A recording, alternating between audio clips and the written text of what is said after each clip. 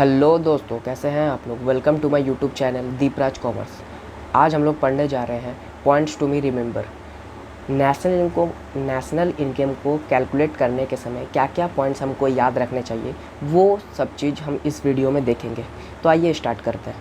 पहला पॉइंट है ग्रॉस और नेट, इन दोनों में क्या रिलेशन है। जब भी हम नेशनल इनकम को कैलकुलेट करेंगे, ये चीज़ हमको ध्यान देना है कि जब भी मेरा ग्रॉस से नेट की ओर हम जाएं, जब भी हम ग्रॉस से नेट की ओर जाएंगे तब हम माइनस करेंगे डेप्रिसिएशन। मतलब कि जब भी ग्रॉस वैल्यू दिया हुआ रहेगा, हम उससे अगर डेप्रिसिएशन माइनस करेंगे तो मेरा नेट वैल्यू आ जाएगा। नेक्स्ट, जब भी हम नेट वैल्यू से ग्रॉस वैल्यू की ओर जाएंगे तब क्या करेंगे, प्लस करेंगे डेप्रिसिएशन को। क्या बोले, नेट वैल्यू से जब भी ग्रॉस वैल्यू की ओर जाएंगे तब हम क्या करेंगे, डेप्रिसिएशन को प्लस। मतलब कि नेट वैल्यू दिया हुआ रहेगा, उसमें से डेप्रिसिएशन प्लस करेंगे तो ग्रॉस वैल्यू मेरा निकल करके आ जाएगा।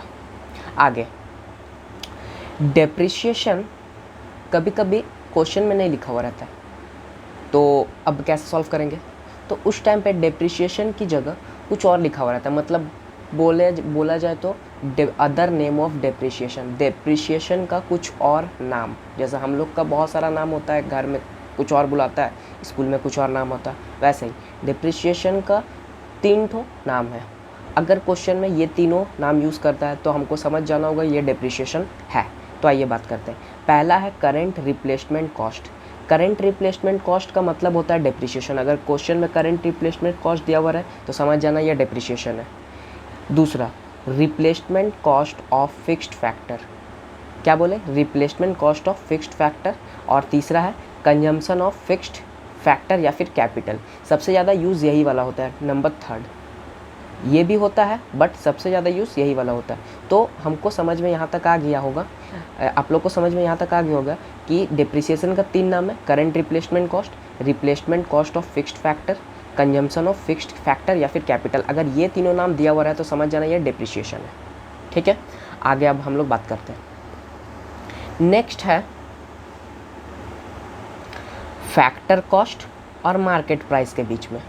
जब भी हम फैक्टर कॉस्ट से मार्केट प्राइस की ओर जाएंगे तब हम प्लस करेंगे NIT। क्या प्लस करेंगे, NIT। जब भी हम फैक्टर कॉस्ट से मार्केट प्राइस की ओर जाएंगे, NIT मतलब होता है नेट इनडायरेक्ट टैक्स, इसका फुल फॉर्म होता है नेट इनडायरेक्ट टैक्स। फिर जब भी हम मार्केट प्राइस से फैक्टर प्राइस की ओर जाएंगे तब हम माइनस करेंगे नेट इनडायरेक्ट टैक्स। जब फैक्टर प्राइस से मार्केट प्राइस की ओर जाएंगे तब प्लस करेंगे, जब मार्केट प्राइस से फैक्टर प्राइस की ओर जाएंगे तब माइनस करेंगे NIT। अब NIT का फुल फॉर्म क्या होता है, नेट इनडायरेक्ट टैक्स।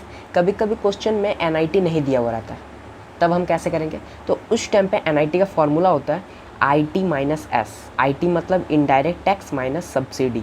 तो क्वेश्चन में इनडायरेक्ट टैक्स दिया हुआ रहेगा और सब्सिडी दिया हुआ रहेगा, तो इन दोनों को माइनस करने के बाद मेरा नेट इनडायरेक्ट टैक्स निकल करके आ जाएगा।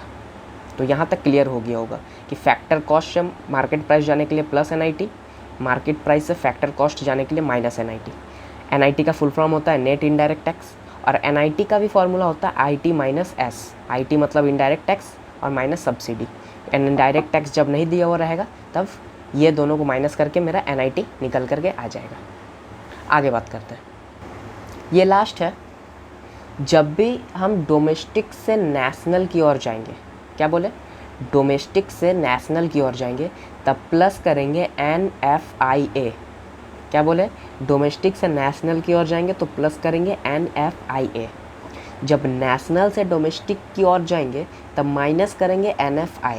डोमेस्टिक से नेशनल तो प्लस NFI, नेशनल से डोमेस्टिक तो माइनस NFI।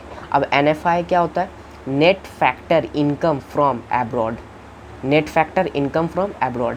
अब क्वेश्चन में कभी कभी net factor income from abroad नहीं दिया हुआ रहता, तो इसका फॉर्मूला क्या होता है। जैसे NIT का फॉर्मूला देखें, IT minus S, indirect tax minus subsidy. तो इसका भी फॉर्मूला क्या होता है देख लेते हैं।